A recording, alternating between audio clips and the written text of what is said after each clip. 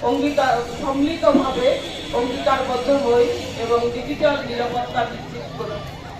আসলে আমরা এখানে আমাদের যে পুরুষ সহকর্মী ভাই এবং সাংবাদিক ভাইদের দেখছি, আমরা অত্যন্ত আশাবাদী যে আমাদের নারী নির্যাতন বন্ধ হবে। করছে এমনটা নয়, এটা আসলে একটা পুরুষতান্ত্রিক মনোভাব। যে তারা হতে পারে, সে হতে পারে নারী। কারণ একটা নারী যখন তার গণ্ডির বাহিরে কিছু করতে যায়, তখন সে নারীরা আসলে শুধু যে শারীরিক নির্যাতন হয় তা নয়, মানসিক, সামাজিক এবং কর্মক্ষেত্রে, বাসে, পথে ঘাটে নানাভাবে তারা নির্যাতন হয়।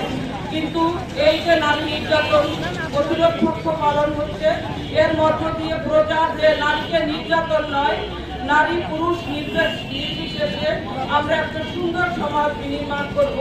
তবেই আমরা আমাদের বাংলাদেশকে আমরা সাফল্যের পথে এগিয়ে যেতে পারব।